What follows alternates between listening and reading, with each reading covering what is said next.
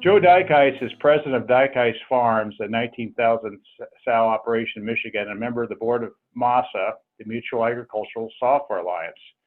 Joe led the implementation of the FBS platform when he returned from college and still uses the platform every day. Dean Dozeman has 20 years accounting experience and spent the last 7 years as staff accountant at Dykhuis Farms and FBS user administrator. Go ahead and look forward to your presentation, guys. All right, thank you, Norm. Dean, can you unmute? And I'm Joe. Dean, can you unmute and say hi? I think that will bring you up on the video. Hey, can you hear me? Well, there we go. Yeah, so now I have you and I in a stack together. That's helpful for me. So let's see. So Norm asked for people to consider making a presentation on some of the features that we like most about FBS, and the MASA software. And one of the things that seems to be a differentiator between software programs is the ability to do intercompany financial statements. So Dean and I are going to kind of walk through how you do those and how we utilize them at Dykhuis Farms. So Dean and I are in different offices right now, so we're virtually co-presenting. So this is new for us. We'll try to do our best. Certainly happy to field questions at the end if there are things that are hard to follow virtually here, or if we miss things. So up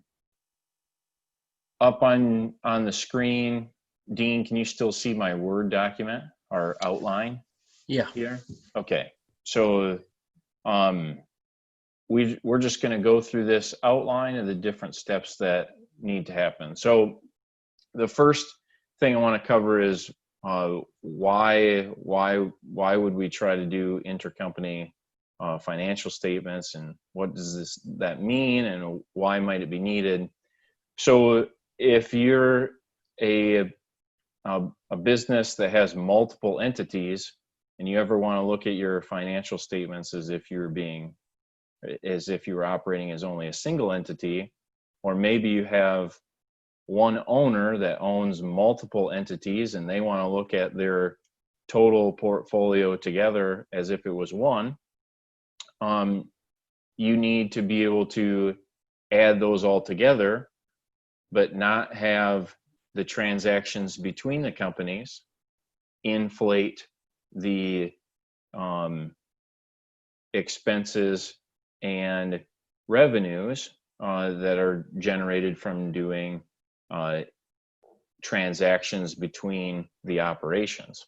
So FBS has a methodology for quarantining those or cataloging those in a certain way and running reports in a way that it shows you that activity, but eliminates it from the sum of multiple entity financial statements.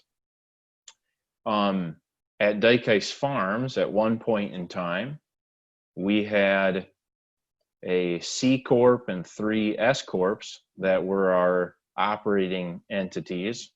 We no longer have that. We've merged those all into one, but we had so much history in those 4 different entities that we've just left those as separate FBS company files. So we need to be able to consolidate those back together to make a Dykhuis Farms financial report. We also have a different entity that has real estate holdings in it.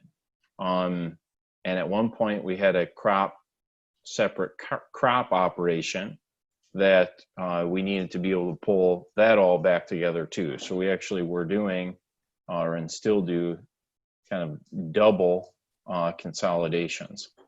So, but I know in the MASA membership group, and probably with many of your entities in agriculture, we like to create as many entities as there are humans sometimes. So there's lots of needs for these. So that's the whole purpose. So I guess we'll jump into how do you make this work. So the first thing we need to think about is, do we have our system set up correctly to be able to do this? So a couple key factors for making things work here are, you want to have the exact same ledger accounts in every one of the companies that you're going to put together. So FBS has a system for doing that, where you can push ledger accounts. Dean, maybe I'll kick it over to you and you can explain kind of how that works and walk through the rest of the detail on that. Right. So the push ledgers is in the set preferences. If you can maybe see that on the right-hand side Over here for in Exhibit A. And FBS Tech Support can help you get that set up too. So as you can see, our companies are Inc., Michigan, Indiana, or MIC, RDI, etc. So as long as you set up your ledgers, they will automatically go to those other companies. So that's one of the primary setup things to have intercompany reports all match. And the home, or the main entity that we'd run all of our reports in, is the Inc. entity. Now, I'm not sure if there's another way to do that, but that's the way we do it. And that's the company that you add all the ledger accounts in, right, Dean, for everything? Right. At least my understanding is you kind of need a home company, and that's where you do that setup. Norm, I don't know if you're able to chime in here, or someone from the FBS staff. If we leave something out that's important, feel free to pop in there. So talk to your FBS representative if we've missed something. Oh, go ahead, Norm. Yeah, you're correct. And Inc., do you have any transactions? You just use it as a shell? No, there's transactions in there. Okay. All right. So another approach is to have just a shell administrative company that just maintains the ledger accounts and centers. But that will work as well. Okay. All right. So ledger accounts, that's one of the key setups. The other thing we do is we want to have the same vendor setup across all companies. So there's not a push feature for this, I don't believe. So we go through a copy setup process. So Dean, do you want to explain that one? And I can go to Exhibit B here. Right. So the vendors, I don't know if it's required for intercompany, but I think it makes sense that they match across all your companies. And then just, you can set it up in your home company under vendor setup. And then you go to, your second company, for example, and go to, copy setup files, go down to your vendors. It looks like it's number 14. You click that box, and then on the right-hand side, you pick or choose the company you want to copy it from. So in this case, we are copying it. We're in Michigan now, MIC company. We pick the vendors, and then we click over. We want to copy it from Inc., Dykhuis Farms Inc. And that just copies all your vendors, any changes that you might have made or added a new vendor.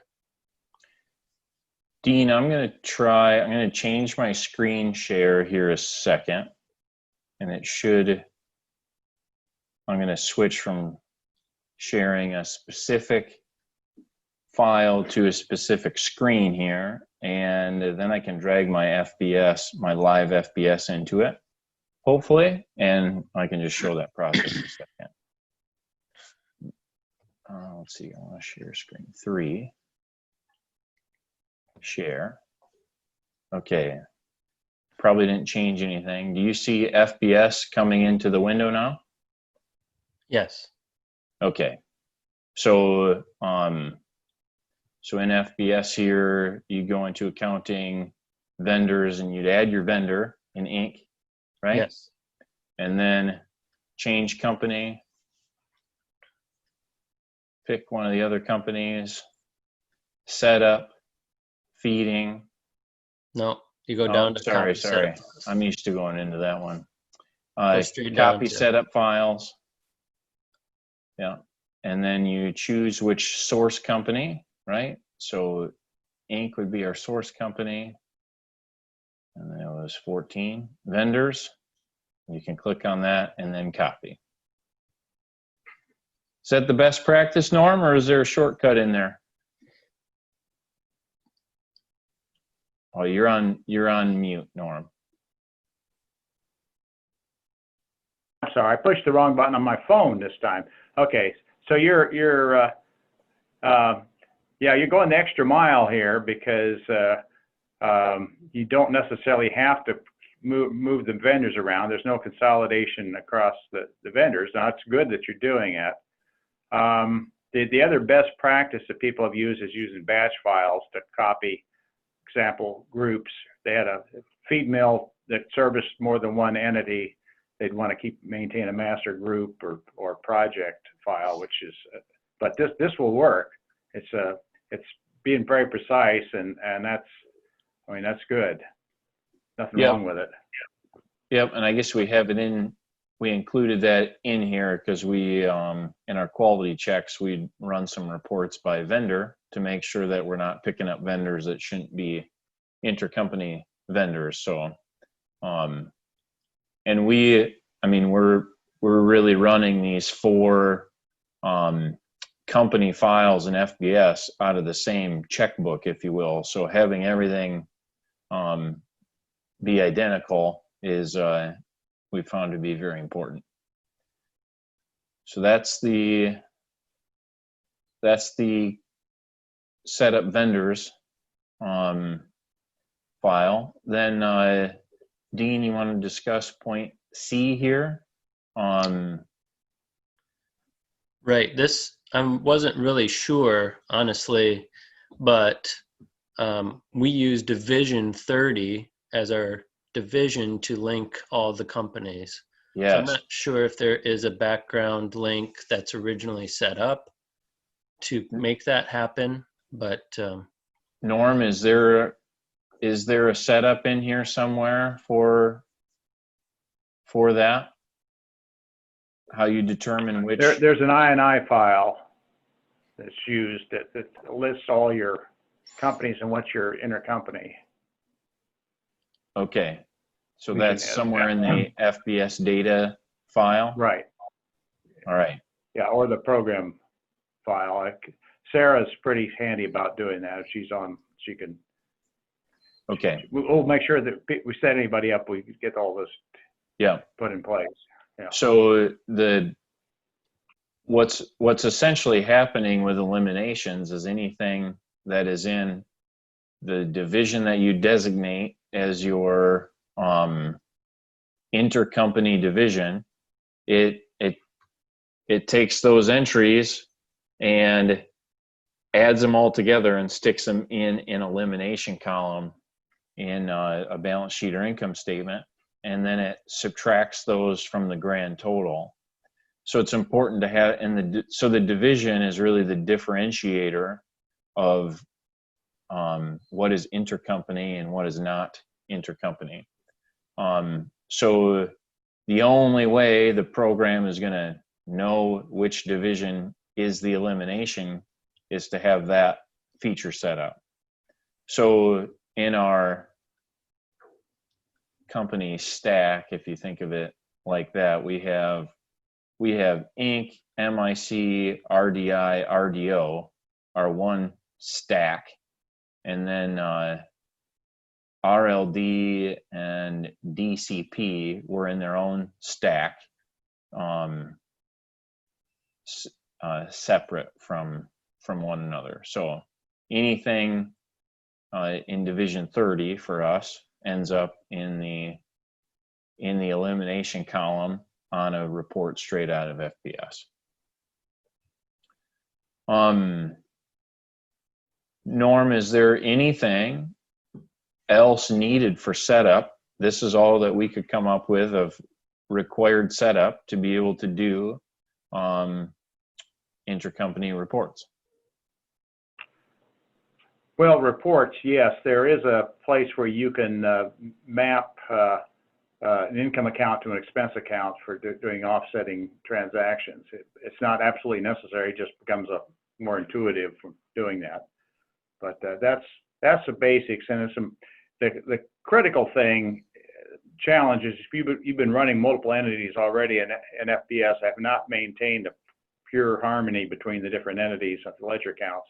It's going to require data doctors, some heavy database work to get everything trued up. We want to make sure everything lines up. It isn't just the external ID, it's the internal ID that has to match exactly. On the other hand, if you got it in place, then it will not allow you to overwrite any changes on the other companies, the daughter companies on centers or ledger accounts. It's all controlled from one spot, so it should never get out of sync when you do it that way. And the next thing we're going to roll into is actually posting intercompany transaction. So we'll see some of those kind of the built-in control here. So let's see here. Dean, I think I'm going to go into Inc. and we'll maybe post one of our monthly entries. So in bring this over here. So our Inc. file has kind of all the people in it. So we have several expenses that accumulate in Inc. each month, and then we essentially charge like a management fee or push expenses out of Inc. into the Michigan or Indiana company based on utilization. So each month there's some intercompany accounts receivable entries that we post where we're essentially charging the other companies for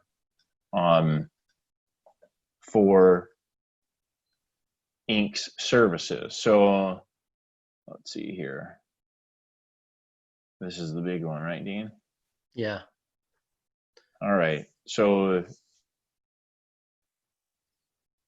this is a 24-line intercompany entry, allocating a bunch of different center costs from one to the other. Obviously, for statements to match up perfectly, you want all the detail to match exactly on one side and the other, right? So I know that if I post an entry manually on two sides with 24 lines, I will mess up enough lines every time I do it that I'm going to have to fix it. Dean probably can do that 90% less than me, but still not going to be perfect. So one of the really neat features here is you can click this create offset button. I got to make a note for myself here that when we're done with this presentation that I delete this entry or FPS is going to get angry at us. Let's see here. So after I go through and input my values and intercompany allocations is something we don't have time to cover here. That's a whole nother topic, but we'll click save, and we're going to get a window that pops up here that says create AP entry. So in the main company, we're making an AR entry. Now it's allowing us to go into the company that we're going to post the AP entry in. So I'm not actually going to have to change to that company. We're just virtually popping in there for a second. So I'm going to click OK.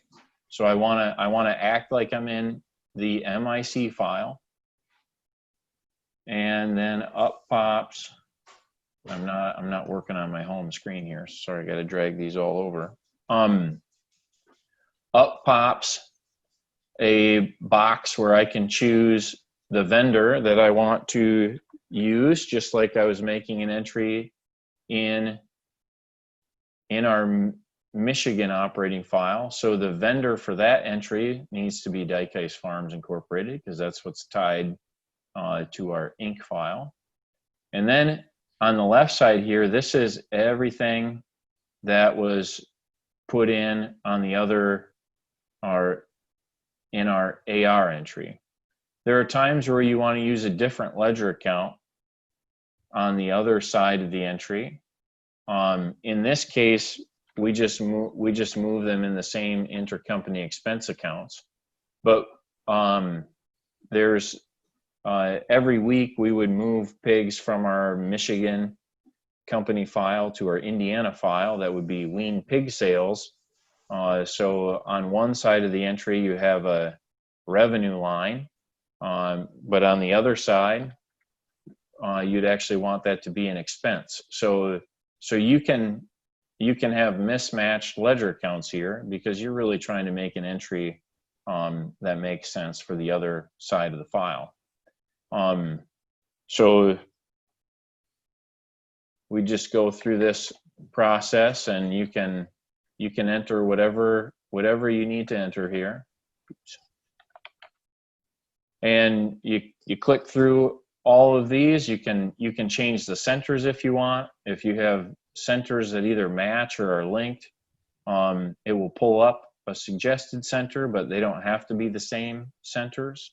So you go through and fill that out, and then when you click save, it magically stores whatever entry you create over in the other company, and it locks it all into this division 30 here. So it's a pretty slick operation. So you can't touch the dollar values, so your entry is going to balance. You cannot manipulate that part of it. Anything I'm missing there, Dean? You certainly post a lot more of these nowadays than I do. No, that's exactly right. Norm, you want to make any comments on that? No, you're doing real well. It's sometimes a little confusing when it brings up that window and figuring out who the vendor is, as you're actually jumping over to the other company, and the payable vendor is offset with the receivable vendor. As long as you're thinking in those terms, you're okay. Yes. So yes, you're exactly right. That is where you can mix vendors up, and part of why we check for vendors when we go through before we run our report. So because it really pops up default to the vendor that is in this entry, and if you want that vendor to be something different, you have to intentionally change that. All right, so I'm actually gonna cancel this, so it shouldn't. It may have posted the one side of that, I'm not sure. Let's see, so that was our posting our live example.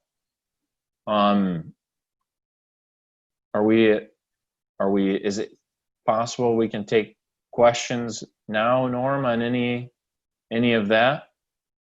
Or is everyone? Sure, anybody want to chime in or tech chat, or however you want to? Any questions? Yeah, so we've been through the setup and kind of how to make entries. We're going to go into report generation and quality checking. So be a good chance to take questions. I do have a question. Yes. So we've got multiple entities and companies as well. Yours looks a little more involved than mine is, but one of the things that I see an issue with in my own accounting system is allocating your general insurance across multiple lines. For example, we got the agritourism, we have the dairy, we have the beef, we have all of that. Is that an example of any of this that you're talking about?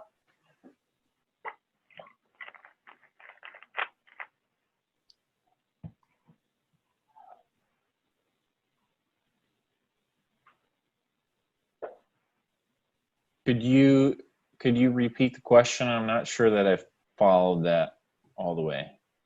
So I'll just take, we were able to get all of our different entities under one insurance policy. Okay. Because it's common ownership, okay? Yep. And I struggle with that today, getting that allocated across all entities. So in this example, you're pushing from one to the other, but my example, I don't know, maybe it's the wrong way, where you try to push it in one transaction. Okay. I'm tracking with you. Dean, I'll take a stab at how we would handle an expense like that. Typically anything that needs to be split between companies, we would make the initial transaction in the Inc. file. So that's where we would put in the AP for that, and it would go into a cost center in there somewhere. And then we would make an intercompany transaction like we just showed, pushing that expense over. So in our situation, right, Inc., if, so let's just say it's Farm Bureau insurance, right? I paid my Farm Bureau insurance monthly bill and it's for everything, right? But I want to take the cost of the pig barns separate from the grain operation, and I want to take the pig barn stuff and move it over to the company files that have pigs in them. I would then just make a intercompany transaction like what we just looked at, where the on the AR side, for the company that paid the original expense, the expense would really come in as a revenue or be a negative expense. And then the other company would get the offset of that. So it would look like in the pig file that we're paying the other Dykhuis entity, but it's getting the cost over to where I want it to live for my reporting purposes. Because otherwise you got to write a check from each one of the companies. So that, I think that's typically how we do it, right, Dean? Yeah. Or the other alternative is to ask for bills that are separate. So send me 3 different bills so I can just put the bill directly into the account. So we've certainly done that with some things as well. Depends how you want to trace the data through your system, right? So do I care if the vendor is the actual vendor, or if I look in my pig entity at the insurance cost and it looks like that came from Dykhuis Farms Inc. You know, if I know, hey, I got to go look in Dykhuis Farms Inc. for the insurance bill or whatever, that's not a big deal if you just want the cost to go through. But if you want to track it back to the vendor by company file, then you need to try to get bills split out. Okay.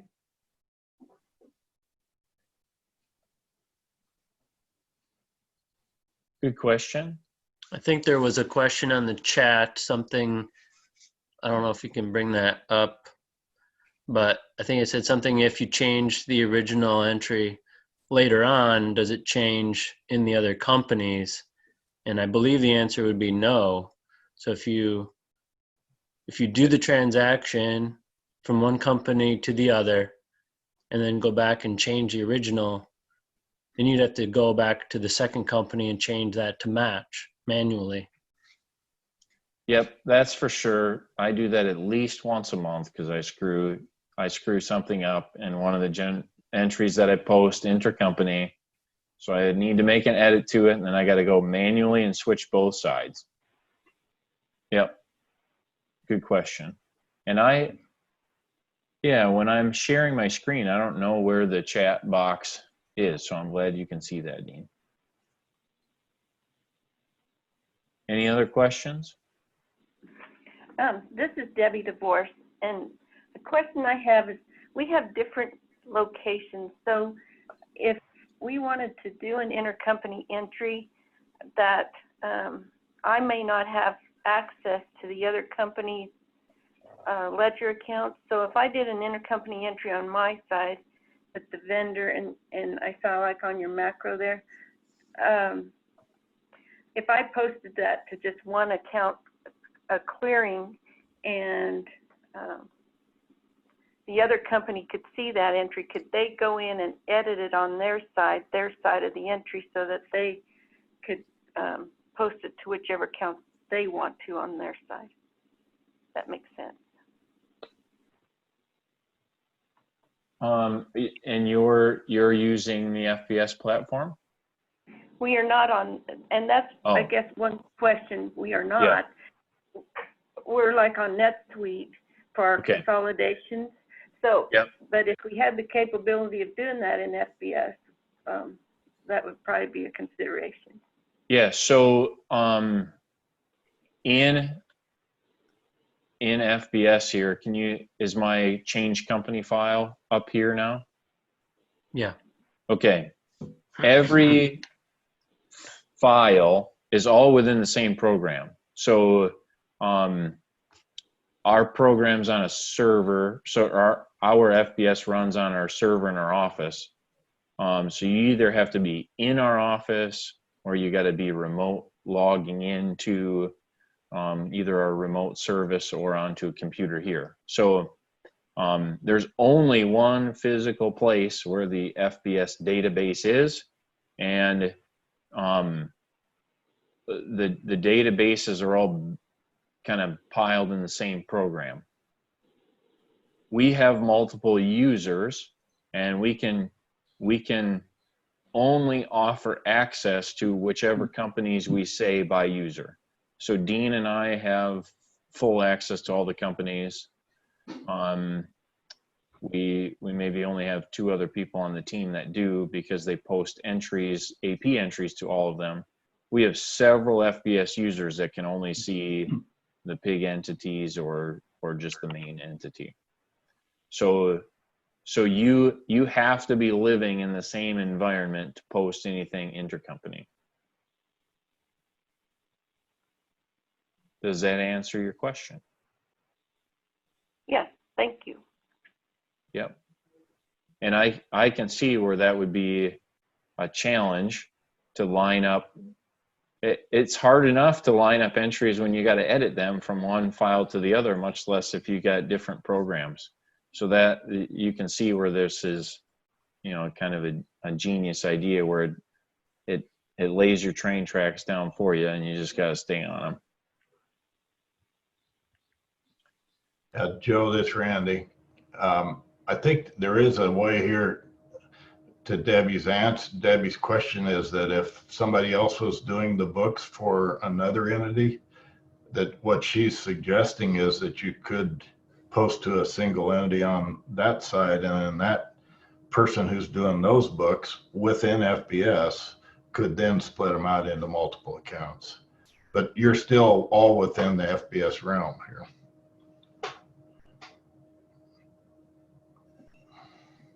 If that's helpful at all. Right.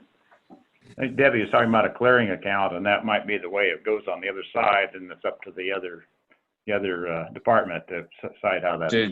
I don't know. You can split it out. I think you can only reassign it, I think. So I mean, if you did that, right, you could just have one.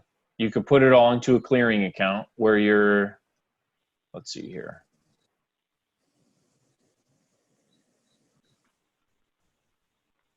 This is supposed to be a working session, right, Norm? So I'm not sure what this does to our timetable, but I'm happy to answer, or to try to answer this better. So,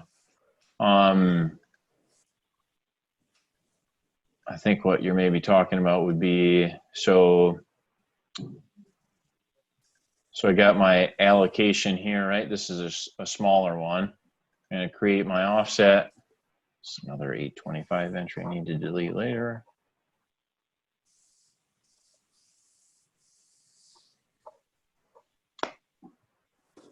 Dean's used to be making month-end challenging. What did you do here, Joe? Save. So you could in this process, and I'm actually going to save this one to model it out. So let's see. We're going to make the AP side for this AR. This vendor needs to be Dykhuis Farms. This screen pops up.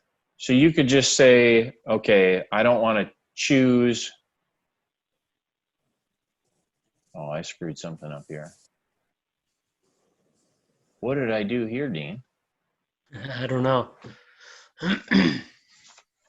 Collateral damage. All right, I want to try this again.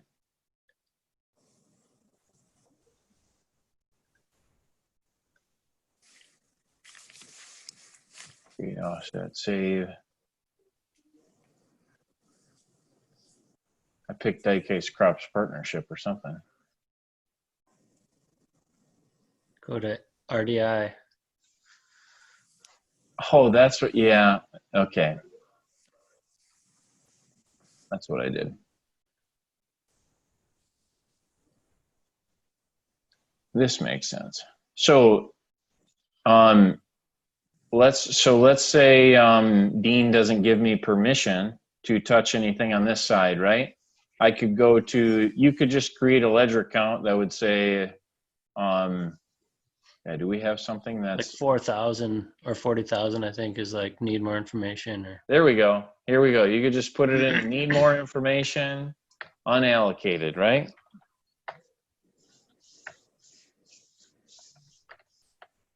There we go.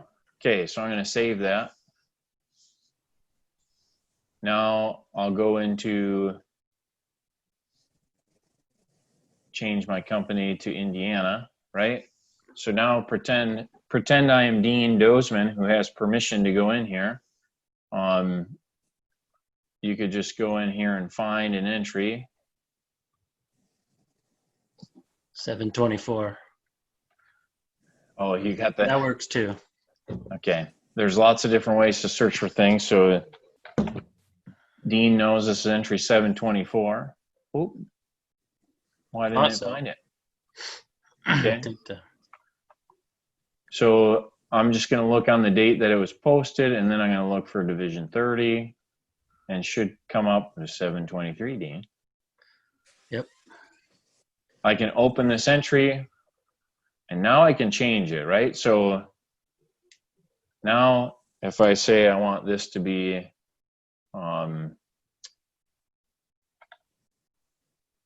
this is contract labor, and I want to change this, the center to here. Division should stay the same. You can go through and then and change these ledger counts now. That'd be another way to do it. Is that what you were thinking, Randy?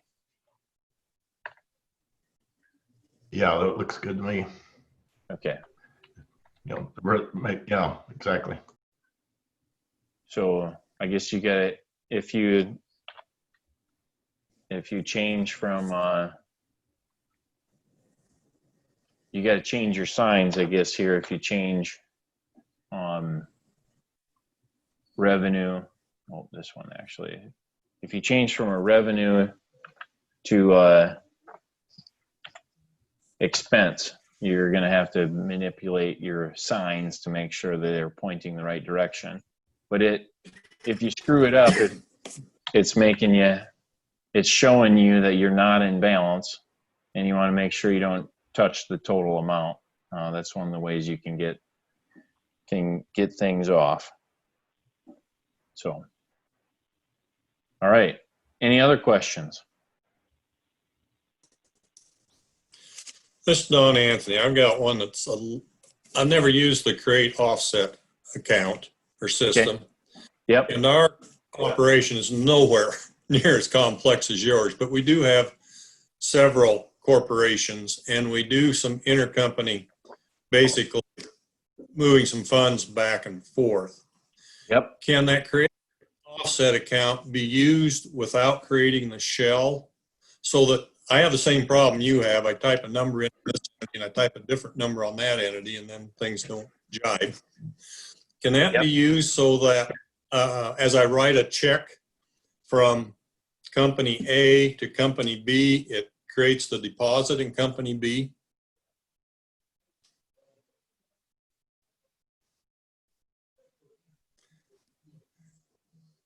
Has to be a offsetting payable and receivable. You have to do it Not in a- the not AP check and and AR deposit. system. Yeah. Okay. Unless you guys figured out That some way answers around what I that. needed. No, the connection entry is made here in the AP and AR, and then the corresponding check and deposit will default to the division 30. So they will, if your AP and AR are correct, they will just follow along correctly. Okay. That explains it for me. Thank you very much. No problem. And it doesn't matter how many transactions you make back and forth between companies, even if you have, if you just make one per month, it's the same process, no matter how many dollars and how many entries you're making. The same principles all apply. If you get off the rails, it just means you got more stuff to sort through if you got more postings.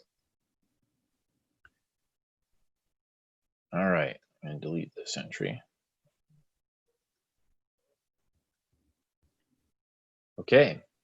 Any other great questions? Any other questions so far? Hi, this is Bob. I just have one question for the people that aren't using the system yet and are kind of looking into it. I guess, Norm, I think this one might be more for you. I guess, how long will it usually take just to kind of get the initial setup process done? Like going through getting the ledger set up. If they wanted to go through and reconcile the vendors and then going through and getting the divisions, how long does that usually take? Well, if they're getting fresh start from one clean start chart of accounts and entity, it won't take too long to do the copy setup files. But if you've been running along with some non-parallel databases, that takes some work. They have to be harmonized and have to be working off the same master chart of accounts. Now you have to be able to get there, and that's probably we used to have a data doctor routine. Now it's probably going to have to open up into Access and do some heavy behind the scenes work to get things lined up. Yeah, this is John McNutt. I would say I've done that half a dozen times with clients, and it's a fairly big job, but it's quite doable. I mean, you're getting into dozens of hours, but it's not hundreds of hours to do. And it would depend on what you want the historical reports to look like, right? If you want to go from a point forward, you have to get your beginning balances for any intercompany accounts to the right point, right? And then you can go forward clean, but that process is simple to say but hard to get to the answer to, depending on what system was in place, right?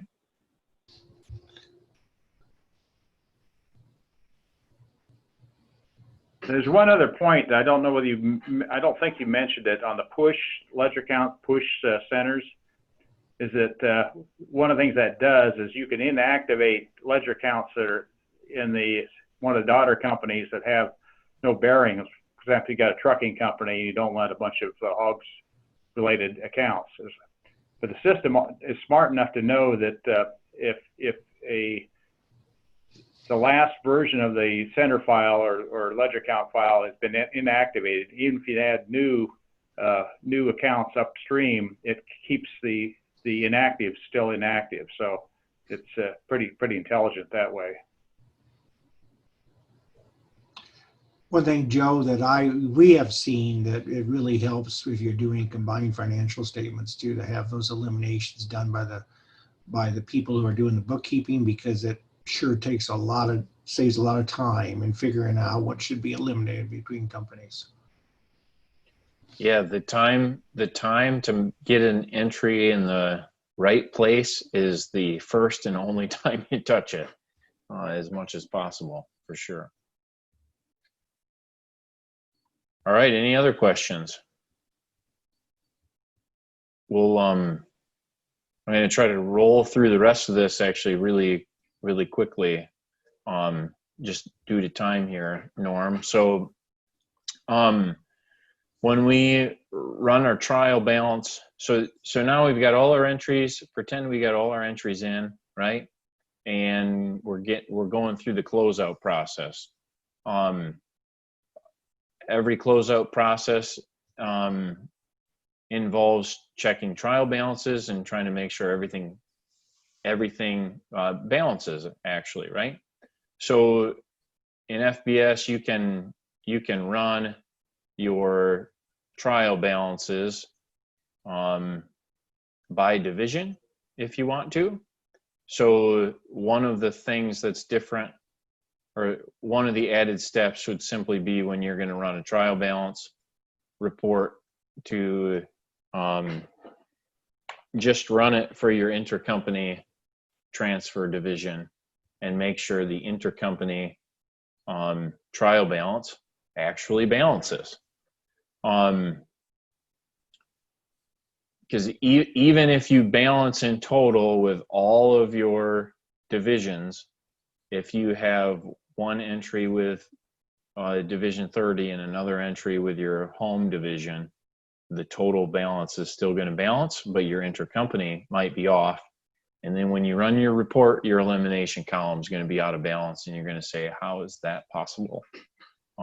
So that's how that can be possible. Let's see. Then another process we do is, and Dean, you can cover this one if you want to,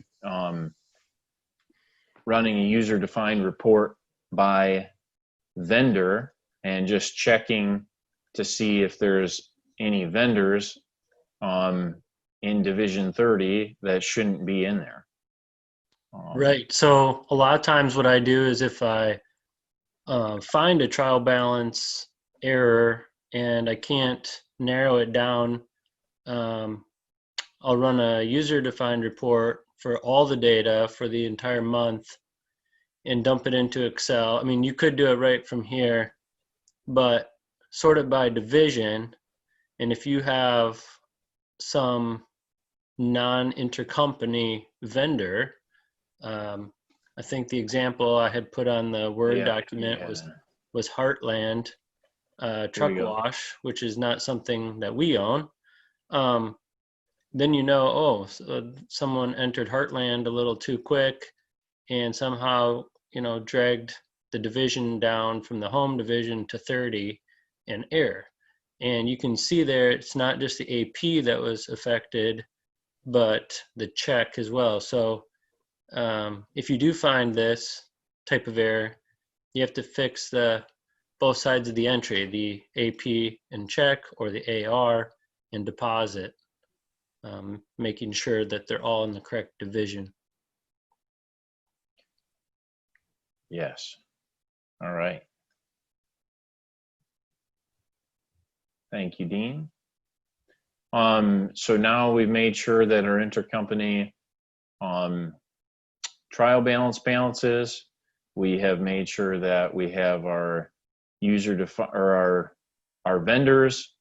Now we're ready to run balance sheet and income statement. So Dean has outlined kind of how we do the whole balance sheet, but I'm going to, let's see here. I'm going to actually run a balance sheet with only the intercompany division, and I'm going to run our Inc. file because that has the most stuff in it. So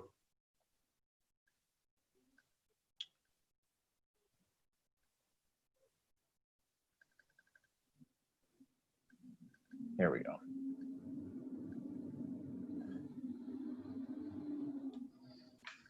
So again, our intercompany division is division 30. So I'm selecting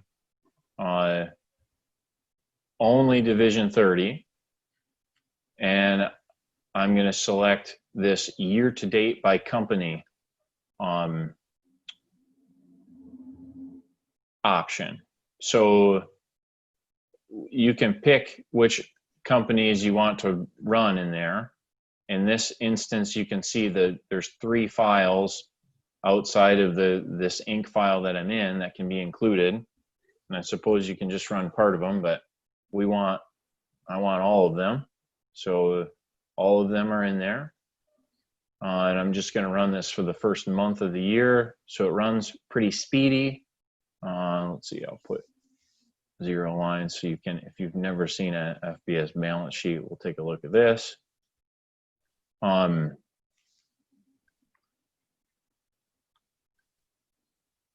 Here we go. This is January 30. These reports run really fast because there's not that many entries in here. So here's our income statement. So wean pig sales, feeder pig sales, and MIC here. Those would be pigs that we're selling to this column. 100% of the activity ends up in the elimination column, and the total is 0. And that's what we're looking for in this income statement, is that we've created no income by doing business with ourselves. So all the transactions end up in the elimination column. Now, when you run a report that includes all the other divisions, this elimination column is going to look exactly like it does here, but all your entries are going to look there, and you're going to have either, sorry about that, you're going to have either a profit or a loss in there. So if you were a hog farmer in January, your intercompany zero income looks better than actual, but yeah, so this is what it looks like. So that's the income statement. And then balance sheet, you do the same process. You select your division, pick your year to date by company. I'll put all the ledger accounts in there again, all the companies, and we'll let it run.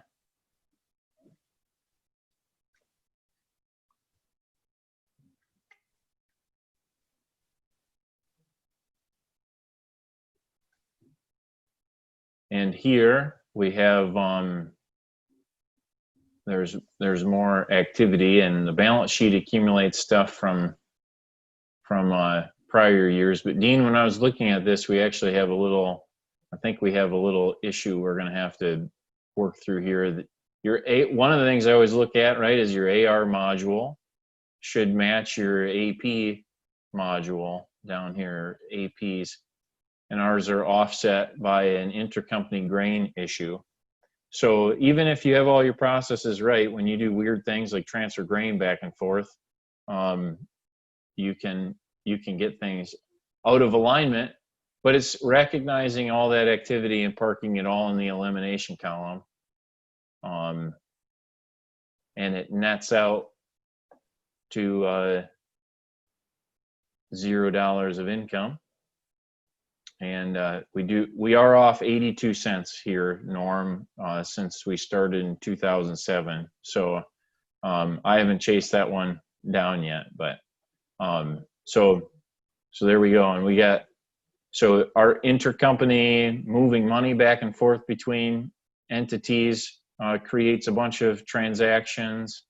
The AP and AR always has stuff in it. Sharing money between line of credits, when you have just one line of credit for the whole thing, you get entries in. Here we'd have some ledger account mismatches, probably on moving assets between companies, where you get a little activity that shows up. So, I mean, you should kind of have an idea of everything that's going to be in here. And then if you've never worked with an FBS report before, one of the nice things about these reports is you can actually click on them and see what shows up. So this is, I just right-clicked on this number, and it shows me all the activity that's in this account. Now this is a bad example because it's all beginning balance, but any balance sheet you can, or income statement, you can right-click and see what activity is in there generating those entries. So I think that gets us through the end of the presentation that we prepared here, and we went twice as long as we figured we would. We can take questions, Norm, if you want us to stay on, otherwise you can kick us off. No, I think we got one question from the audience, and I think is this running in the cloud or running on your own server? We are running on our own local server here. Okay. And have you do you use consolidated cost analysis in the intercompany mode? I don't think so. We run them by individual. I mean, I run that in the individual files. You can do that consolidated? No, go to consolidated cost analysis on your menu. See if it should bring it up. In the report menu. Oh, okay. Just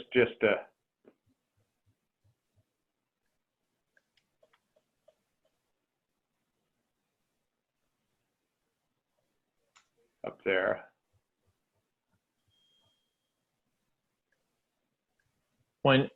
How long has this been available? I think it was the first consolidated report we did, I think. So should be able to select by company.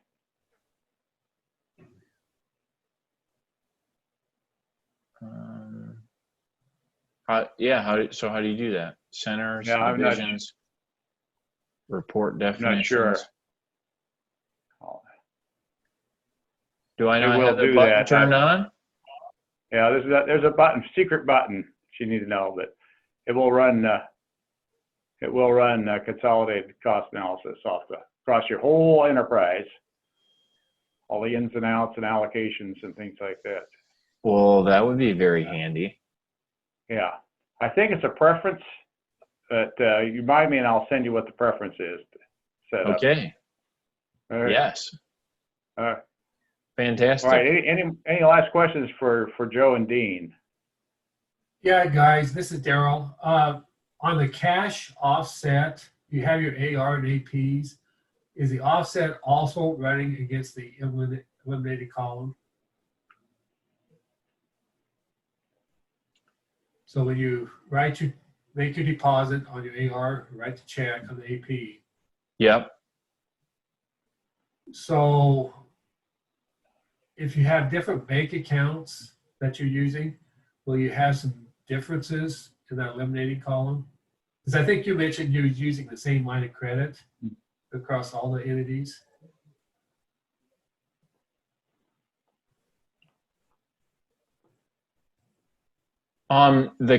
The cash, so we would run, let's see, if it's actually transactions between companies, it's gonna still eliminate that activity, no matter if you're sharing a bank account or if you have different bank accounts. It will still eliminate that activity. So it's grand total, is that correct for your cash balance? It has to be. Does it make sense? So Well, if you were looking at what your checkbook value was in one company, right, it would be, should match your statement. At the but- company level, yes. Yeah. But But at the I mean, total level, so cash always has to balance to zero. So, but there is typically offset. It's gonna, okay, so it will, it's like you're using different ledger accounts, right? So if you had a ledger account number 1 was bank account number 1 and ledger account number 2 is bank account number 2, there would be activity in the cash one. In fact, well, let me show you. We got the cash one is one of the messiest things, but always balances to zero, or it needs to. Maybe this answers your question, maybe not. So here's our elimination column for the different bank. So we've run different bank accounts before, and we've run. So this is the one we're using now, right, Dean? The FCS account. So there's no, it doesn't look like there's any elimination in here now. But when we're using a bunch of different accounts, you got all sorts of stuff moving around. But this total, if I could highlight that, is zero. It all balances out. But it's, yeah, cash going in here and coming out here. Those totals change, but intercompany, it ends up being zero. And that's just for the intercompany portion, right? So, does that answer your question, Daryl? it helps. I'll need to study it and think about it. Yes, thank you, John. Randy is one of the founders of Gangwish Seed Farms. He has over 40 years of experience in the seed industry, including 3 terms as chairman of the board for NC Plus hybrids. He's currently a member of the MASA board, and Daryl has 25 plus years of virtual CFO for multiple organizations. His specialty is analyzing the financial implications of decisions. And I don't know, maybe you got Nikki on, I'm not sure who else is there, but we're getting fortunate to have a team of experienced FBS users. And go ahead, Randy. Okay. Can you hear me okay now? Yep. Okay. Fine. Okay. Yeah, I switched over, took my mic off because Nikki came in here. First of all, 40 years, that's, yeah, okay. I asked Nikki to help put these slides together on PowerPoint, and she whipped that up in about 10 minutes or whatever. So as I'm thankful, very thankful. She's Nikki's all things management accounting for us, and so she does a great job, and very thankful for her support. This S1, S2 discussion, this is really about trying to, I think Dick brought it up this morning about support centers and different terminologies in other places. So Daryl maybe would talk about it as a resource center, and because different people use it for different things, but the concept here is for us, like the S1 center is many times it's an equipment center for cropping. And so it's all about trying to average multiple S1s. So I'm going to talk about what a S1 is and an S2. So you can see my screen here, all right, I guess. For us, we might group a number of tractors together that we'd call big tractors. And that just means that they're in the same group of horsepower. And one tractor might have different cost characteristics than another one, but we lump them together so that we're getting an averaging cost of those tractors. And the same way in this particular example, we're looking at, I'm gonna have to talk to Norm about putting the N2 on here too, the S1, S2, N1, N2. Because this is all about the end process here is about harvesting corn. But S1 are the particular pieces of equipment that are involved. The S2 is a consolidation of those particular types of equipment centers. The N1 is the activity, and then from there we'll talk about it, I guess. But so we post, maybe a little bit different than what Dick presented this morning, we post fuel and labor to the activity and not to the equipment center. If you think about that, the idea is that maybe a tractor that's out there pulling heavy might use more fuel than a tractor that's pulling light. And so that's just kind of where we've gone to it. We're posting fuel. When the tractor pulls up, it posts fuel to the activity and not to the tractor, the particular equipment piece. So, and I'm going to show you, we're tracking variable and fixed expenses by center also. So if, you know, maybe you want to exclude that out of your thinking at this point, because all we're really talking about is S1, S2. But the concept here is that we could roll all things variable from the S1 to the S2 to the activity to the crop, and we could roll all things fixed the same way using the same cost drivers. So there's a video here, and I'm gonna see if we can make it. There we go.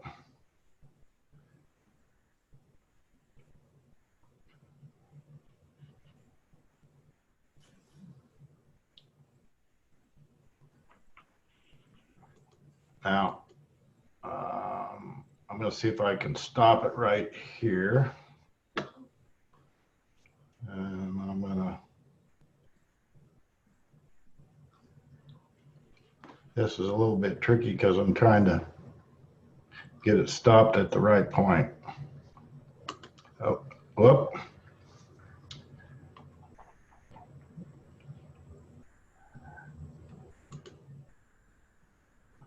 And I'm going to just drag it over here maybe and get it stopped, because what I want to do is highlight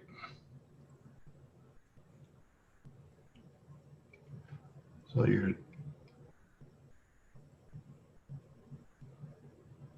okay. So here is, this is something I think everybody has this ability currently right now. There's not this, and maybe Norm, you can tell me if that's true or not, but you could go set up an S2, and what we do is we label that center S2 so we don't post anything to it. And there's no difference in these center setups between S1 and S2. We just label it like this is 12 row corn heads, and it's got an S2 in front of it, so everybody knows that you don't post any expenses to it. So I'm going to go on and click this and let it roll a little bit more.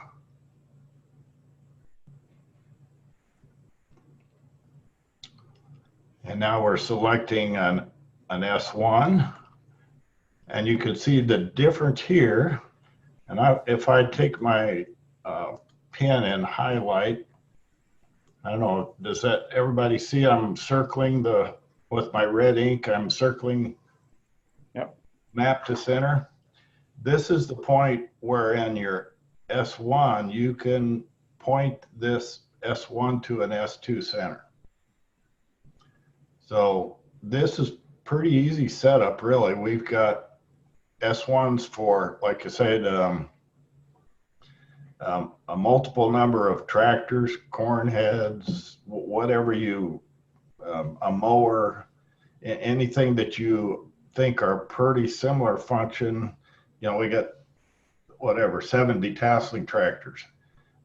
So they all point, they can all consolidate up into an S2 as far as cost, and this is how you do it. You go to the S2 and you map it to that S2 center.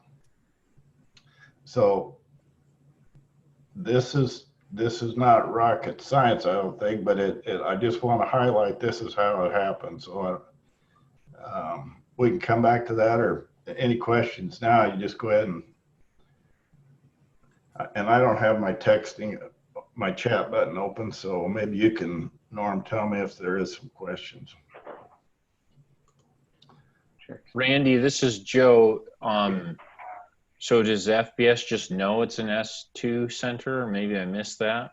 Yes. Or if you map an S center to another S center, just inherently knows then it is an S2.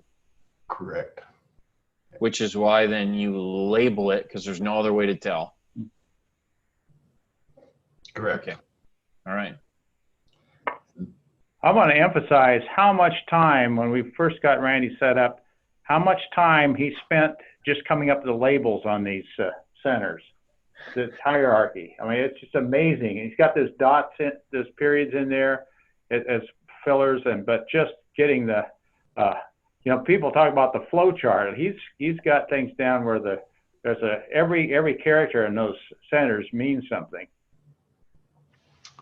Well, we've got a bunch of centers because of the variable and fixed centers. We have lots more centers, so it does make it challenging, I guess I'll put it that way. Okay, I'm going to let this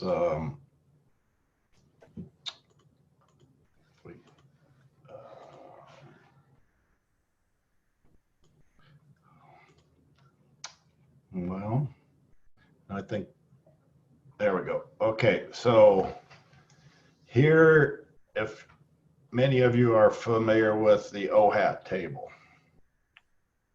and this is basically where you go in on the S1s. And so if you want to disregard right here, we've got on the left side, we've got S2 combines fixed. So this is where all the fixed centers, maybe I'll step forward here one and then come back a little bit. So here's examples of top left there is a S1. It's the combine, and you can tell by the center name that it's a fixed center.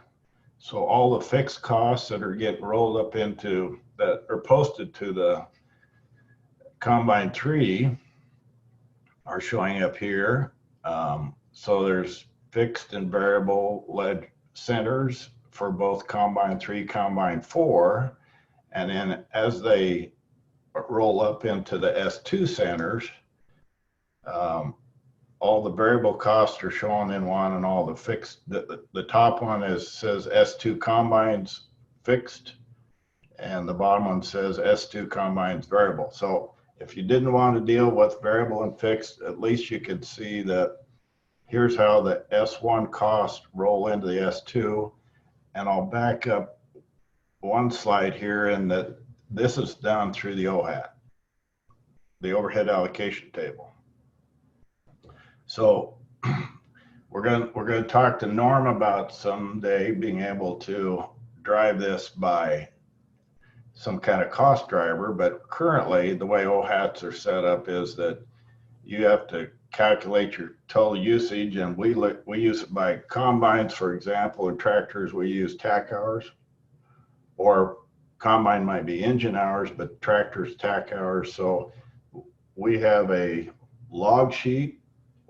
We have an expectation for all our operators to write down in the cab what they're using that vehicle for, and they do a great job of that 99% of the time. And so Nikki, the challenge right now is that those papers eventually, once a week, we hope, get to the office and get assimilated. And so by the end of the year, we know, not by the end of the year, but at least weekly, if not every other week, we know how that tractor was used during that time period. And so at the end of the year, Nikki's could say, okay, that for this example, combine, all the combines, the S2 combines in total were used 62% of the time combining corn, 37% of the time doing beans, and so this was probably last year we had some grain sorghum, so 1%. So you can see that's driven through the OHAT tables. And this is something everybody has right now. You can use it, put it to work. If you like the idea, you can, all this doing is it's averaging the S2s into an it's averaging the cost in multiple S1s, rolling them into an S2, and then using standard cost drivers to drive those S2 costs into an activity.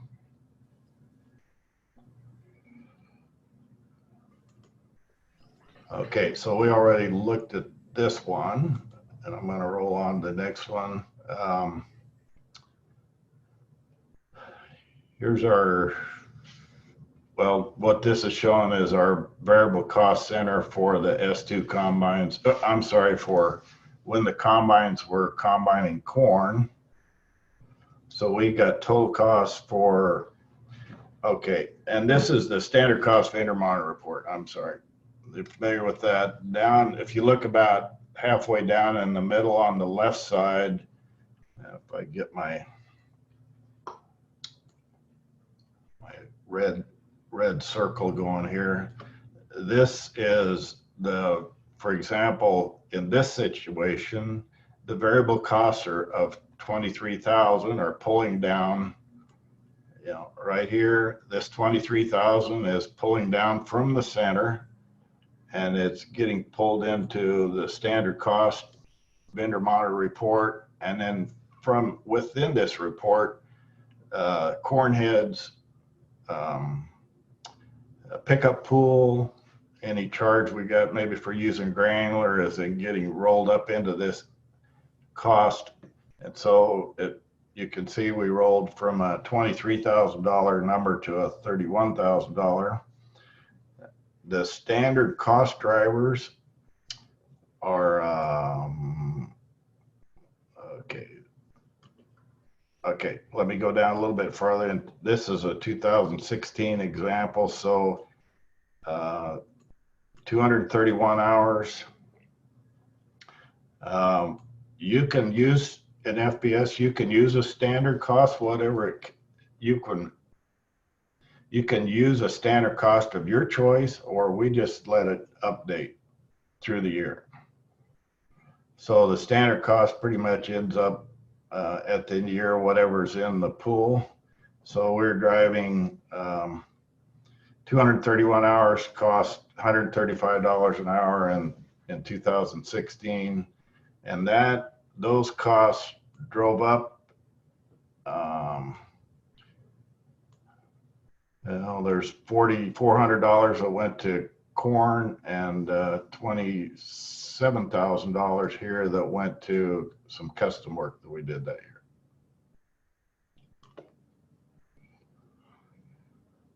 So it's really this, that's the variable side. The fixed side is kind of works the same way. If you're not wanting to deal variable and fixed, you can just look at the left side as an example. Questions? The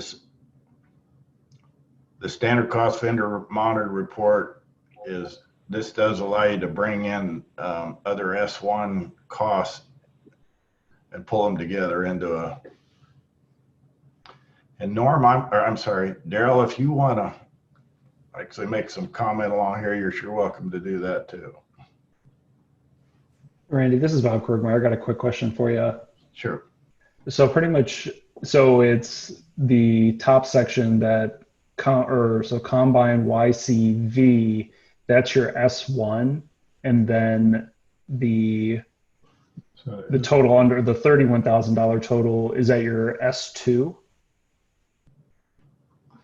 Actually, this is an activity report, and so it says combine yellow corn. That's the activity. 3030 is an activity. So the top numbers are directly posted to that activity, which is called an N1 FBS. So then the dollars that are allocated down here, this is that OHAT table that we showed you. That's the percentage that was allocated. So these are your S2. The dollars that got rolled up into your S2. In the OHAT table, we allocated 67% of those to this activity. So I can, I'll circle, these are the costs coming in from the S2, and the line above it, the 3030 line, is actually coming in as activity costs. We post fuel, labor to the activity, and then we pull in the equipment costs into the activity. And so you could see our activity cost was $136 an hour. We're not even seeing the S1s here. We're just seeing the S1s rolled up into the S2s and allocated. Correct, Right. correct. And Yes. the reason we do it that way is because we keep track of each individual piece separate, because then we also, for deciding on when we want to trade or whatever, we can keep track of all those specific costs for each specific piece of equipment. So you don't necessarily have to go that detailed, but that's just how we do it and why we do it.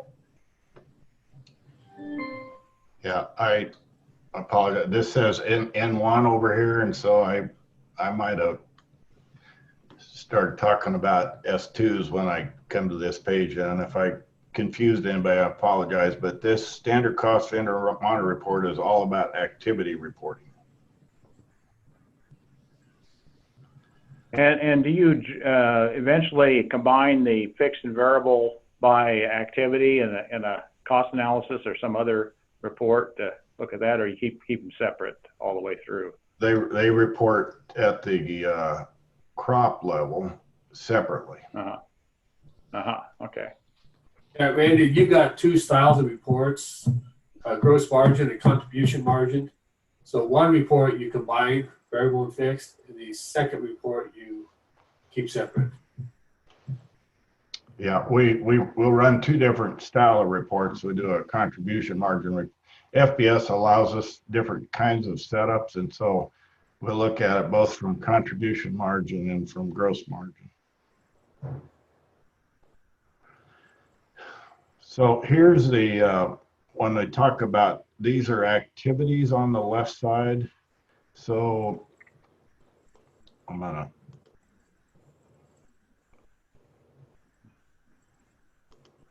gonna, what we just looked at here was combine. I'm gonna be kind of a squibbly line getting across here, but you can see on different fields, there was quite a disparity. And even though our activity cost was the same on an hour basis, on a per acre basis, it was materially different. Here's where you start scratching your heads, folks. It's field size, you know, how you're doing your job. What really made that difference? If you can look at the second one from the right has a farm 27-1 has $86 an acre for combining corn. Let's see if I can see this number right here, 86 bucks an acre. Okay, it's a little 30-acre farm, and we had a test plot on it. So, you know, understand all those things start driving costs different. It's a big deal. You really notice like a half section farm compared to a 30-acre farm. This field size, field efficiency is a big deal. You probably didn't get stuck in the snow when you were harvesting one of those, right?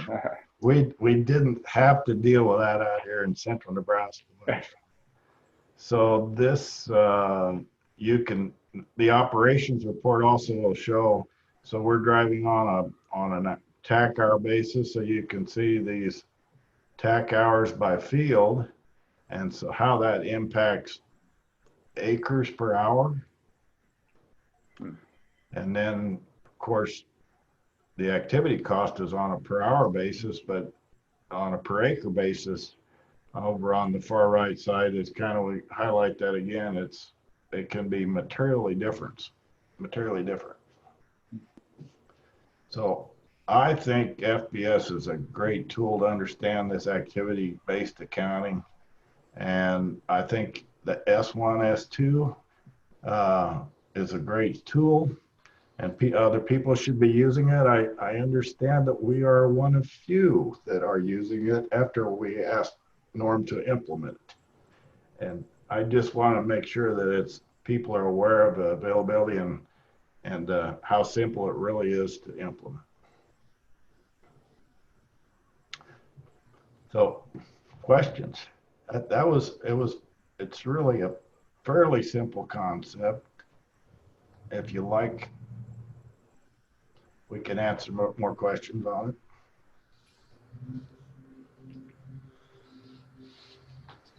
So the unique thing you're doing, Randy, is the S1, S2. The S1 is just allowing you a little more detail, back end, drill down on, and still be able to do some averaging across the common S2s.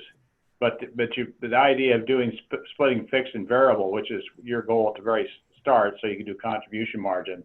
Not aware of too many operations doing that. I've got one or two that split into three buckets, but you know, I understand why you're doing this, and that's would be one of the low-hanging fruit people who are already doing management accounting to look at this as an instructive model. Has it been worth it to split it into two different buckets, the fixed and variable, as far as data capture and reporting? Well, so I went through APEC through the TPAP program, and Claire Nixon was one of the guys that was promoting contribution margin, and I come home and those great guns, the idea of trying to implement. I think it has some real value. There's some things that contribution margin, you learn, both have value, I'll put it that way. And because of our setup, we can run income statements either way, but it's not a panacea for everything, to put it that way.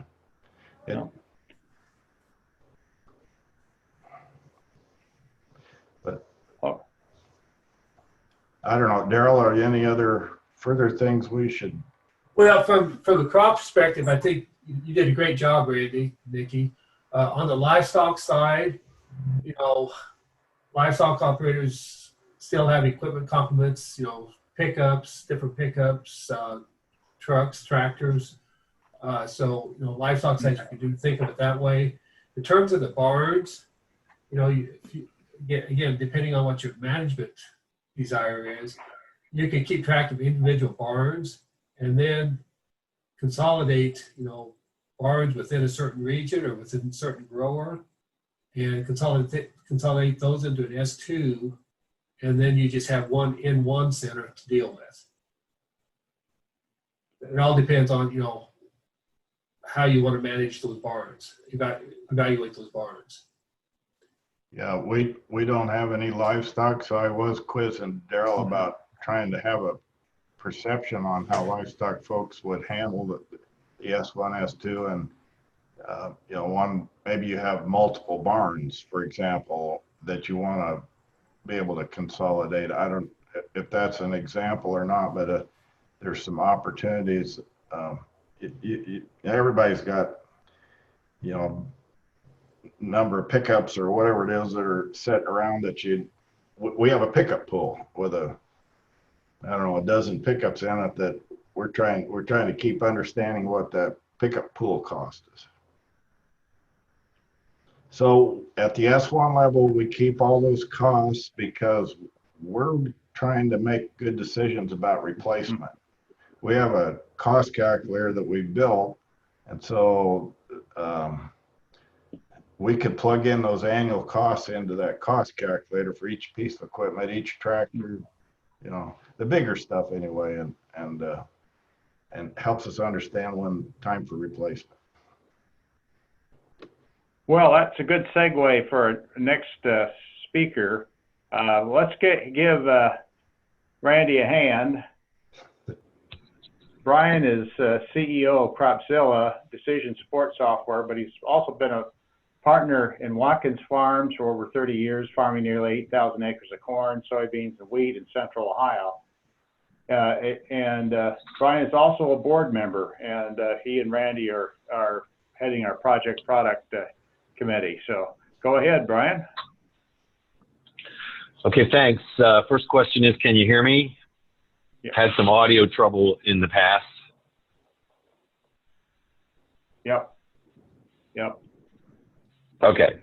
All right. Well, hit me with a chat or something if I'm starting to give trouble. Yes, so that is a good transition because what I'm going to show is, well, what Norm asked me to do was to talk about managerial accounting and how we do it using the Cropzilla tool on our farm. And so I'm going to go through really the budgeting process that we use, and then how we are tracking our equipment and applying costs. And we're using, basically to do that right now, and it's still being perfected, I would say, but we're using telemetry where we are tracking the movement of everything, trucks, tractors, combine sprayers. And so we basically know where everything is all the time, and we can use, so we know how many hours it spends in every field and all of those things from the telemetry. I do want to make a couple of comments about our approach and some of the things that really reacting from what Dick said this morning. One of the reasons that I wanted to develop Cropzilla was because I wanted to understand my equipment costs better, but I also wanted to use what I would call capital budgeting or corporate financial tools to evaluate my assets and to drive return on assets and return on investment, right? And of course, if you get a business class, you might get a course that teaches you in finance that you do discounted cash flows, right? You take a look at a project, what Dick kind of showed there in that partial budget. You would kind of flip that a little bit, and what you would do is you'd obviously look at the marginal cash flow, both outgoing and incoming. You'd look at it over a period of years. You'd apply a discount rate, and you'd come up with a net present value of that project, and you compare that to other potential investments, and that's how you decide where you're going to spend your money. And then you're really ultimately you're going for the same thing. Through that calculation, you can also calculate a return on investment, and but it was those tools that I knew I was not using at all on the farm, right? And we were made our purchase decisions. This decision that Dick talked about, the purchase, lease, or custom hire decision, along with even the optimization decision of, do I own it myself? Do I share it with my neighbor? We made those decisions based on intuition and our best understanding of costs, but also obviously around capacity. But we didn't have the tools necessarily to quantify that, and it's been an amazing journey to start applying those tools and really deploy our capital in a much more refined way. And clearly it's something that we've learned a lot about on our farm. And the other thing I want to say about that is this, that, good times are bad. We're commodity producers, and controlling costs, being a low cost producer obviously is the key.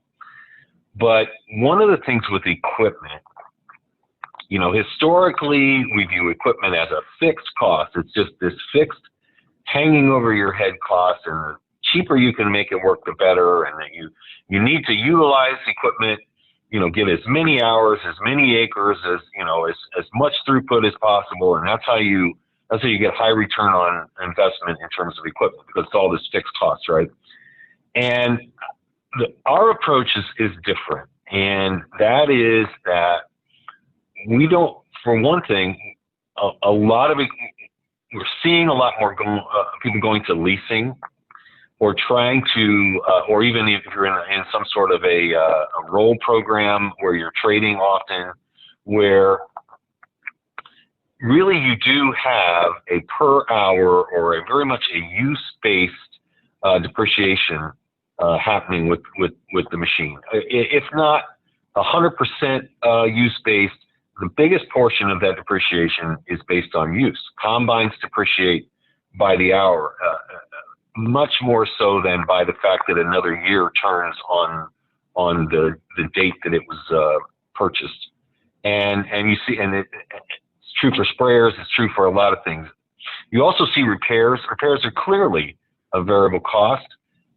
If you have any kind of ground engaging equipment, or combine, any of this equipment wears out as it is used, and that drives a lot of the repairs. And so really flipping this thing around, equipment is not this totally fixed cost.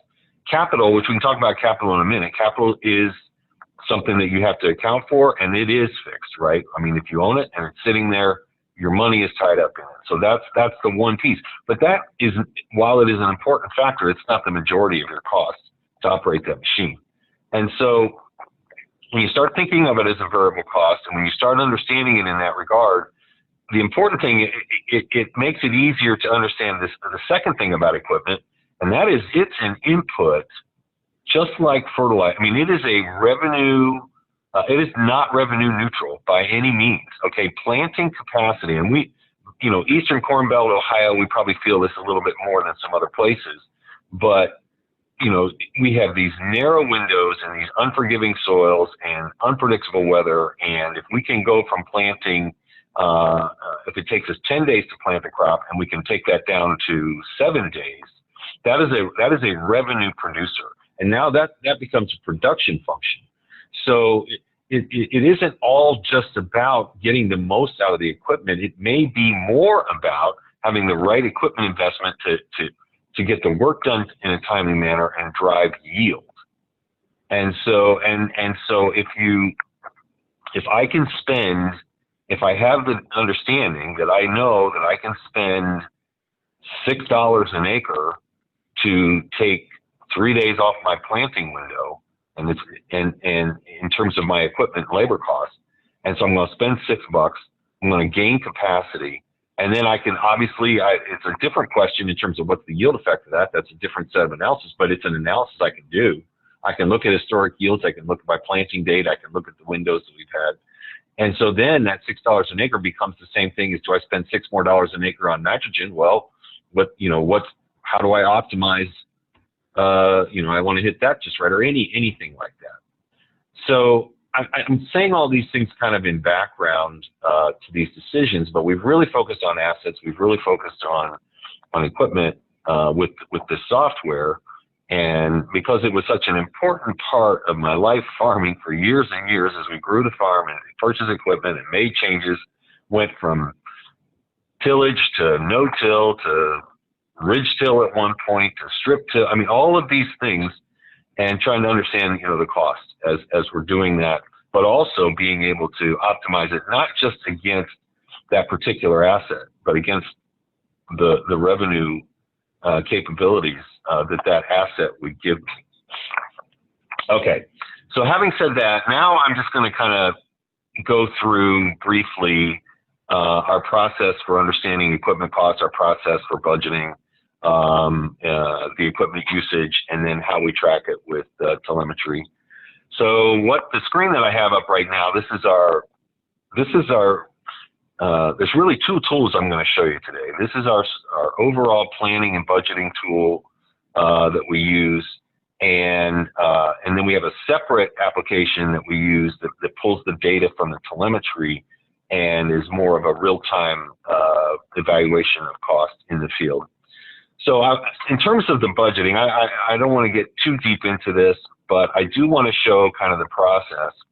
Of course, there's a lot of setup to get all of your pieces of the puzzle in here, all of your inputs, all of your, in terms of seed, fertilizer, and chemicals, all of your equipment lineup, all of your fields, and we use mapping to model the logistics of all of the activity.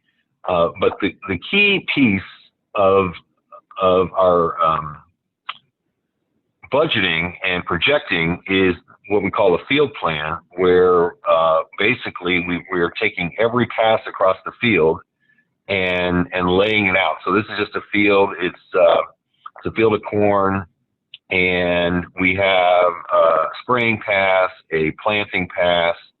Here we actually have a second seed input that went in, which is how we split, if we split the planter or something. Then we had another pass of spraying here. We had the replant, this is in particular in this field, and then spraying and the corn post, side dress. There's a fungicide spray, and then the harvest pass. And so you for every single field, we're laying out everything that we're going to do in that field. And as we have any, some of these operations these are primarily application operations. We don't have a lot of tillage in here, but so for everything there where there's an application, we're also including what we're applying. So for every field, as we plan it out, we're planning out every pass across it. And in this case, for the spraying, for example, we have a tank mix that we've set up somewhere else with ingredients, but we just show that we're having that. And we roll that up. I'm going to move this. So we roll that up, and for every field that we have that plan. And so one of the things that's going to tell us is, overall on our equipment, how, the usage of our equipment. And for example, for the corn crop, we have all of the different operations in here that we're planning to do. And I'll just highlight one of them. Here's an air seeder operation.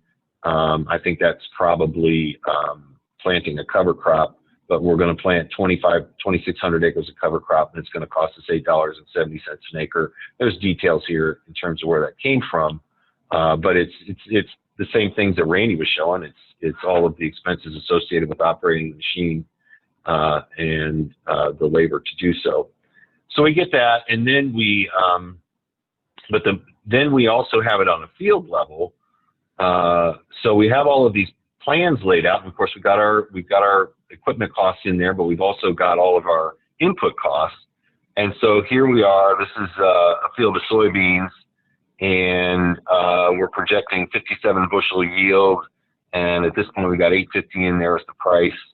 And we know the seed that we had planned out through those field plans. And I need to keep moving that little piece there. Fertility is, we're not putting any fertilizer on those beans in particular that year. Here's our chemical costs all laid out because we've planned all that out. Of course, that we also generated a purchase list for all of that. But then here's the other thing that we have is we have all the equipment costs. And let me jump down to that. So these are each of the passes across the field. So we generate a gross margin, which is our income less our applied inputs. And then we have each pass across the field and what we're budgeting it to cost. So we're saying the spraying's $3.98 and planting's $22 and a couple other spray passes and a combine. We also have trucks on here, and everything that we do, all of our tracking, all of our costs, we're doing it not just for the field, but all of the cost, but for each trucking. And I just like, the detail, if you get curious about the detail, you can pull up where this comes from. So this planting cost includes a seed tender and a pickup, includes the tractor and the planter, and depreciation, capital, repairs, insurance, rental, fuel, labor, so forth, and what drives all that to end up being the cost per acre. And and again, this is essentially a budget. This was for 2020. We've got I did go in and quickly, actually today, update my 2021. We have the ability in here. It really didn't take me very long to do it, and so I can roll all of those field level plans into next year based on I can pick some templates and so forth, and then that gives us a good start on understanding where we're going to be next year. And of course, there's some decisions we're going to make this fall on fertility and so forth that are going to drive at least part of our rotation. And so I showed sort of the equipment level costs and then the field level costs, and then I'll just pull up here the report at the overall enterprise level. And so this would be, and I'm going to pull up 2021 actually. So these are the planned acreages in 2021. You have acres, production crop, a base revenue. We're becoming some sort of a base yield. I think we got, for example, soybean yield at 63 and corn at 209. And so we have revenue. We have, again, that basic cost of goods and our gross margin. From all those field level equipment expenses, we now, and I'll just summarize that here. We don't show it on a per operation here. We just summarize it into the cost, but it's all those field passes from all those machines. And we come down, and of course it varies by field and varies by crop. And so we're turning our equipment into we're not lumping and assigning and allocating. We're just saying, we use that machine for 2 hours in that field, and that's what and we drive it. It costs us so much to run the machine for 2 hours in that field, and that's what it is. And that was a soybean field or whatever. And then you just roll that all up. And then without getting it, we also have all the other costs in here that you can bring in. And I did want to show this though. When we're looking at a budget, we actually run 3 different numbers. We run what we call a cash flow budget, which of course is only brings in non-expense cash flows, principal payments, and partner draws and things like that. And then we have an accounting number. And by the way, these numbers have not been, as I said, I threw them together so I wouldn't read anything into the numbers. But we do have an accounting, which would be a true, like the financial statements that it's an accrual accounting GAAP type number. And then the final thing we do though is an economic number. And for the economic number, we bring in anything that might be unpaid, depending on the operation. If they happen to have land in the enterprise, we'll put a rent charge on that. But and of course, if there's any labor that's unpaid, again, that's pretty atypical. People are pretty much paying rent and labor to different entities and so forth. But the one thing that does get missed is the cost of equity capital. And as I said, equity capital is, you've got to have that as a part when you're making any of these decisions. And you have a chance to deploy your capital in different ways. You've got to include the cost of equity capital to understand where you're really at. So when we look at the economic profit and loss, we're bringing in a cost of equity, and then we drive it to a break-even number. So in these, I'm guessing, again, I haven't really massaged these numbers for 2021. But the point is we're able to do it at a very high level and get the numbers. So that's kind of our budgeting, an activity-based budgeting approach using this tool. And of course, it's separate from our accounting. At least it is at this point, Norm. Maybe someday it won't be. That's certainly our hope with the approaches to APIs and so forth. Now, at this point, I am going to go to, let me hit screen share.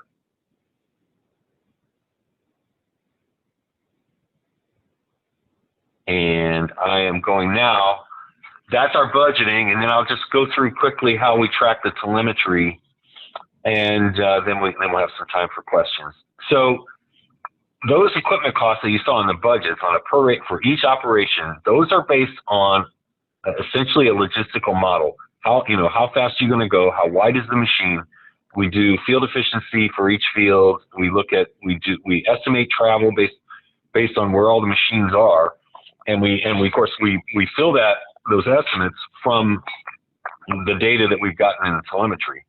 What I'm showing right now is our app, and it's very much separate. It's much simpler. It requires a lot less input than what I just showed you. But this is for just tracking equipment and the cost by activity, right? And so what you see here on the left, we have all of the equipment's in here. In terms of the way we do it is we have machines, and I can just show the input forms, or we have machines, which are basically power units or trucks. We have implements and trailers, which are anything that a planter or any kind of a tool. And then for trucks, it's any trailer you pull behind it. And then we have operations. And operations are then where you combine those, right? So we take a tractor, and we say, well, one of the things we do with the Ag 40 is that we plant soybeans. So we connect those two within this UI, and then we give those operations a name, and that is where we were at the beginning. Here's the dashboard, and this is a list of the operations. In the dashboard, we just want to show cost very quickly and make it visible. And so here we're showing we got a sprayer operation. It's $3 an acre, $225 an hour, averaging 74 acres an hour. Planting beans, it's $15.10. Another spray at $251. And really, there's just a listing here of all of the different operations that we're tracking: corn planting, strip till, etc. And it's the acres that we go over. It's just a snapshot of what those are costing per acre. And then we have a report where we can go in more depth. And one of the things that I'm going to pull up a strip till. One of the things that Dick managed this morning was the effect of speed on cost. And this is, again, now this is not modeled. This is actual telemetry. We have a telemetry device on this tractor, and we know that it was connected to a strip till tool. We know that we did 2,200 acres. One of the things when you set up an operation is you set up a performance standard. And so we said we were going to drive 7.8 miles an hour in the strip till. We ended up only averaging 5.7. Okay, so that's one piece. Field efficiency, there's a whole, we can talk for a long time on field efficiency, but one of the things that we do in our software is we actually analyze every field by the boundary shape and size, and Randy was talking about the differences in cost. We generate actually a optimal A/B line, so any boundary, we can tell you what direction to farm it that gives you the cheapest cost. And then what we do is measure what the machines actually do against that. And so that's where our field efficiency number comes from. If they'd have driven perfectly, they would have been 84% efficient, and they ended up averaging 72% efficiency. Then we have an allowance when you set up an operation, you say how often you have to fill the machine and how long that's going to take, plus some setup time. And we come up with an allowance for idle time, and then we measure the actual idle time. So we had an allowance of 40 hours in the strip till operation, and we ended up with 56. And so if we'd hit all of our marks, the strip till would have cost us $22.16 an acre, but it actually ended up costing $27 an acre. We got a little chart down here of that $5 overrun. $1.90 of it was the speed, going 2.1 miles an hour slower. $1.76 of it was the extra idle time in the field. And then we had a little bit extra fuel, and of course our field efficiency number, And we're not saying that you can capture 100% of this by changing how you drive, but really what you have to do then is go back to the telemetry and look at the maps, which I can show you those. And we have maps of everything, and you can kind of get an idea for operators and if they're having to drive around a lot or if they're being pretty efficient. I mentioned travel. I'm going to click on this travel button. What this is that while we were strip tilling, we drove 115 miles between fields, or over that course of those 2,200 acres, and that 115 miles added. It cost $19 a mile on this screen, but if we go to the total here, it actually ended up costing us It added about $1 an acre.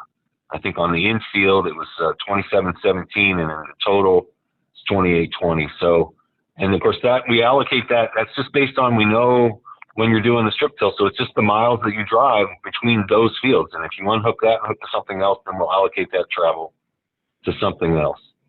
And so these numbers then, these become these actual numbers.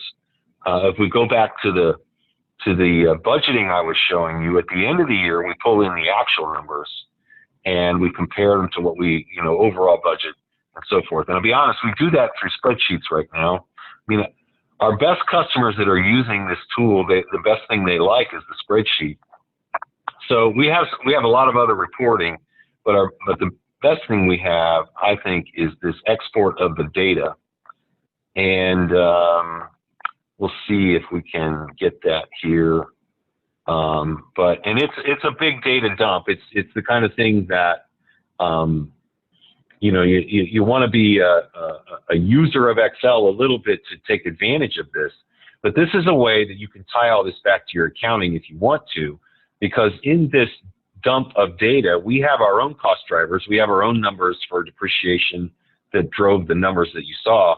But we also basically, you can sort by machine. And I don't know if I actually want to. I'm not going to do my spreadsheet magic here because I'll screw it all up. But we have every instance that a field has been everywhere, and so you can sort by machine, you can sort by field, and you see these operation times and the acres that were covered, and the idle time within each of those. And so with all of this data, you can sort. You can use it as an allocation tool, that, like Randy was talking about. You can say, well, not only can you know the percentage for a crop, you can know the percentage of the TAC hours that were used for each operation. Again, looking at like a support, an S2 operation type center, or you can drive it however you want to, but all of the data is there. And I assume that you guys just saw that. Sometimes with this screen sharing, it won't let you switch screens. Norm, did you guys see that spreadsheet that I was just showing there?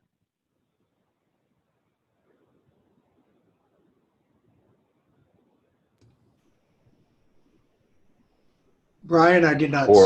No, we did not. We didn't see it. So I downloaded, okay, I was afraid, okay, I'll just show it one more time. You heard me describe it. Mm-hmm. And so I won't belabor it, but anyway, okay, so there, now you can see. There it is. So anyway, it's all of the data of all of the, every instance of the use of data, and here it's basically sorted by, comes in sorted by field, but you can sort it by machine and all those kind of things. Okay, so let me go back to,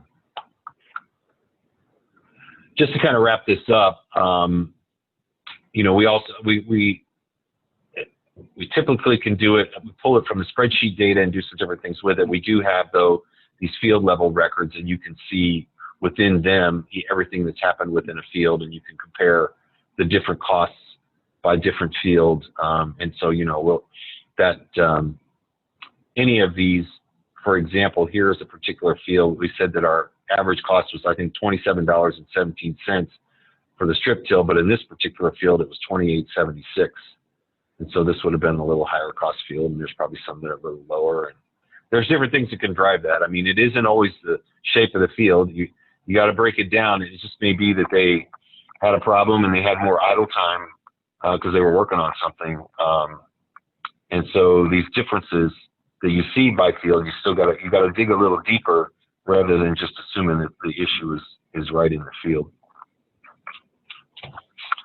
So that's how we do. That's how we do. You know, I wasn't really. We do have scenario tools where you can take this data and plug in a new machine and compare the costs. And we can look at that if you want to. Because ultimately, you know, what are we doing this for? Yes, we want to know what our costs are. And Dick this morning talked of a lot of good reasons why it's important to know your costs. But for us, this is still ultimately about having the right equipment lineup, getting the work done in the time that we want to get it done, seeing the returns to doing that, and then once we set that bar, then doing it in the most cost-effective and low-cost way we can do it. Right. Thank you, Brian.